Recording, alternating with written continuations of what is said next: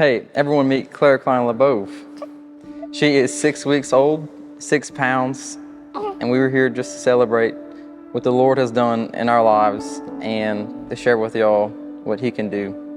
So we've been coming here for about 4 or 5 years, and it really was about 2 years ago whenever we started getting serious about the Lord and when Jesus really touched our lives.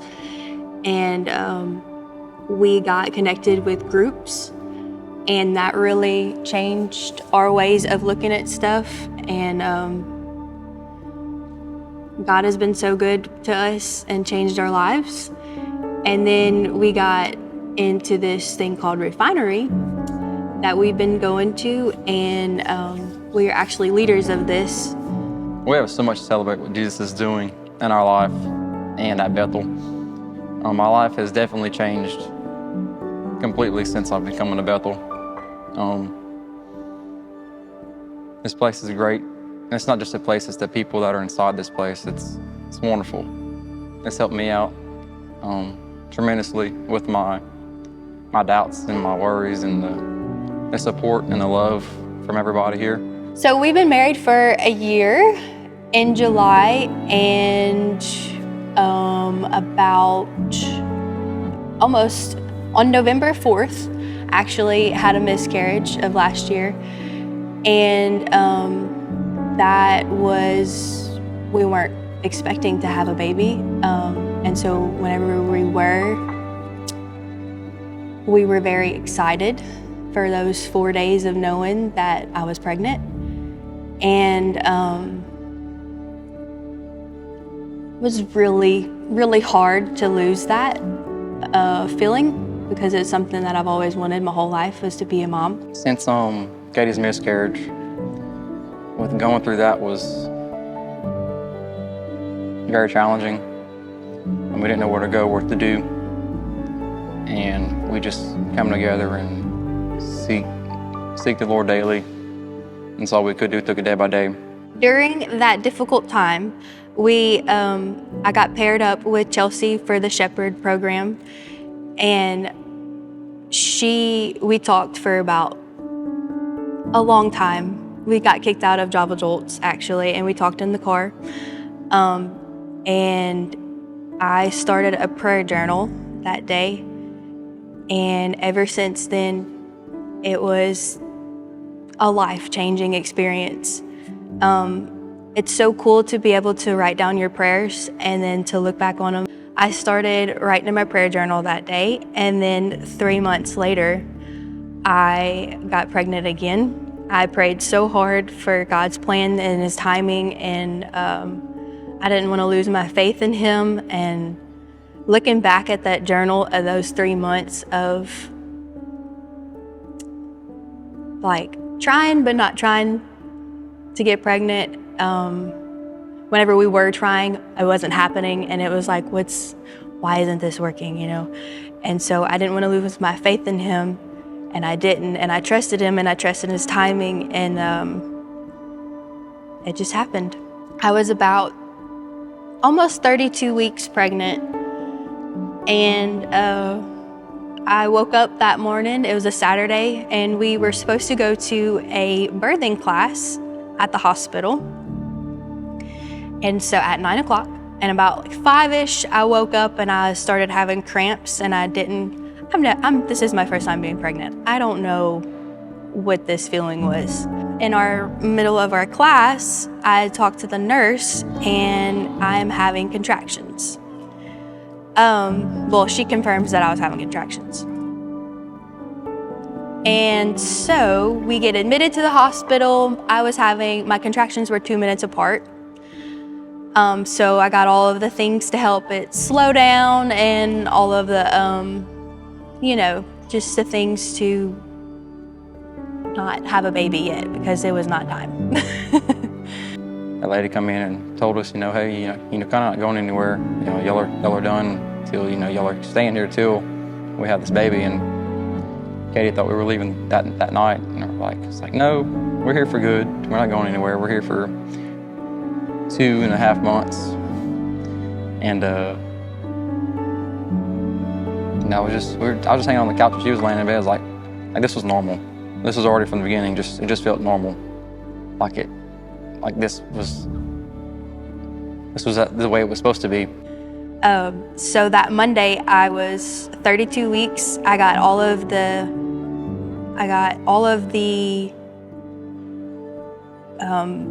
steroid shots for her lungs, just in case something would happen, and it did. So once her heart rate dropped, the nurse came in and was like, had this face of like devastation, and I was like, what is wrong? And she was like, your doctor wants to deliver today. And I was like, okay. And she's like, right now. And I was like, okay, let's do this. I was at work Monday. Katie had called me, hey, we have to deliver. And I was just like, what? What's going on? It's like, okay, I'm on my way. So you get there, got family members there, and I'm like, just trying to process all this. Like, what's going on, what's happening? And I just the whole time, I'm just like, not in my plan. This is not my time, this is not my plan, this is strictly the Lord's plan. And once you know that, hey, this is the Lord's plan, and you give it to Him, it's a lot easier to understand what's going on. I was a little nervous, just because you're having a child. I didn't know what it looked like, why her heart rate dropped, and where her umbilical cord was and stuff like that. And once we got in the room and I got my spinal block done, and I was just so content after that. When I got in that room and put that suit on, I got just the chills. I felt weak, and just knees got weak. It wasn't fear, it wasn't anxiety. I was just overwhelmed of the feeling like, hey, this child is coming. When I looked at Katie and she was like, I keep asking her, are you okay? She's like, yeah, why? I'm just like, looking at her like, are you sure you're okay? She's like, yeah, I'm good. It's like, okay. And that faith she had, because I wasn't the one about to, have an emergency C-section. She was, and she was like, just laying there, it's like, whenever, let's do it. Like it's just another day. It's like, when I seen her put that faith in God and trust Him 100% in what was about to happen, I was like, everything's gonna be okay. Because the faith she had helped me. Once they got her out, her umbilical cord was wrapped around her twice, around her belly and around her neck. And so every time I was having a contraction, it made her heart rate drop. And she came out screaming. We were kind of worried about her being born at 32 weeks. Sometimes their lungs aren't developed and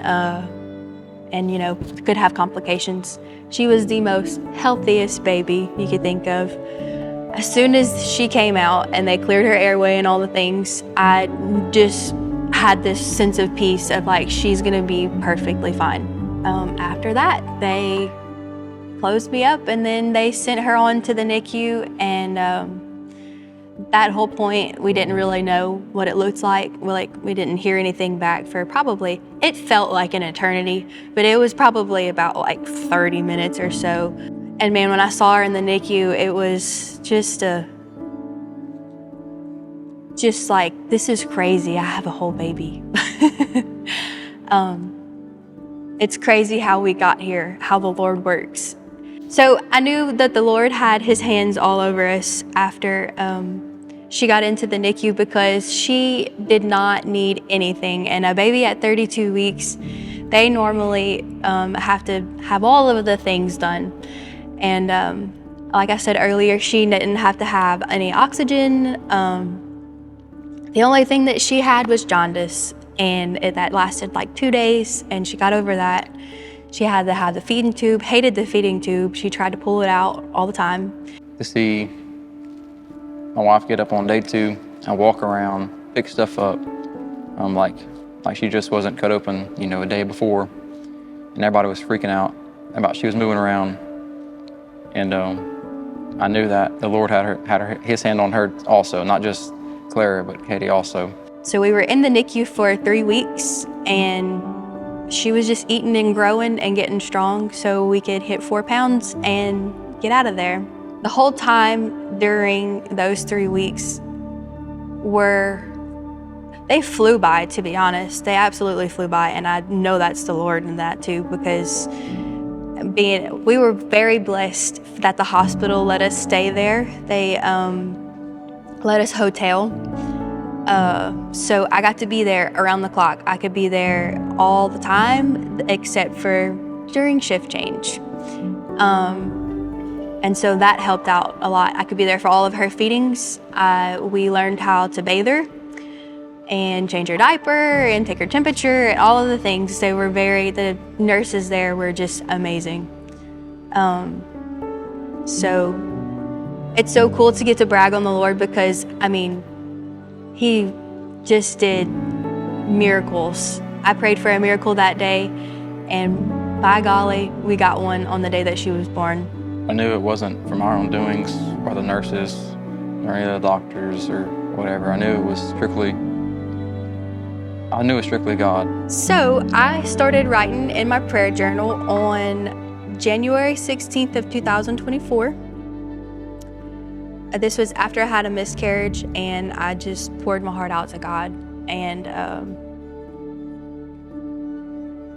let Him know how I felt. I was sad, broken, and wanted to have a baby. And it was all in His timing, and I trusted in His timing, and but I just let Him know how I felt that day.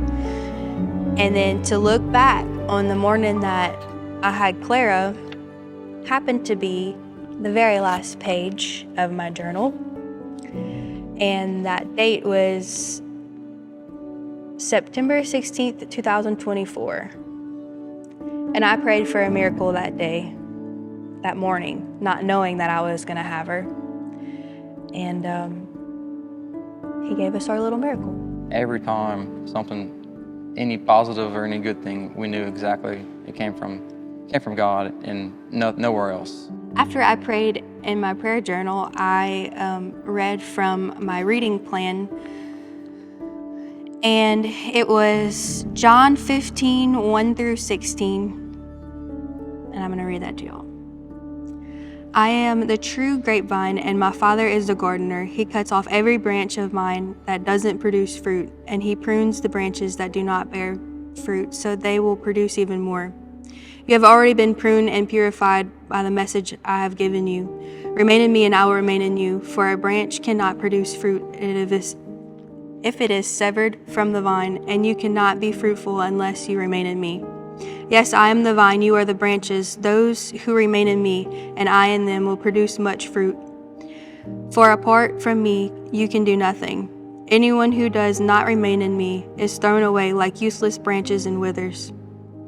Such branches are gathered into a pile and burned, but if you remain in me and my words remain in you, you may ask for anything you want, and it will be granted. When you produce much fruit, you are my true disciples. This brings great glory to my Father. I have loved you even as the Father has loved me. Remain in my love. When you obey my commandments, you remain in my love, and just as I obey my Father's commandments and remain in His love. I have told you these things so that you will be filled with my joy. Yes, your joy will overflow. This is my commandment: love each other the same way I have loved you. There is no greater love to lay down one's life for one's friends. You are my friends if you do what I command. I no longer call you slaves because a master doesn't confide in his slaves. Now you are my friends since I have told you everything my Father has told me. You didn't choose me, I chose you. And once I read that, looking back, after she was born, I didn't really think nothing of it. obviously the day she was born. But looking back now, I had prayed so hard for her. I mean, down to the way she looked. Blonde hair, blue eyes, the perfect lips to speak God's word, the perfect eyes to see him, the heart to love like him. And to just hear, you didn't choose me, I chose you. I know God chose her for a reason. And it just is perfect. And I can't brag about God enough.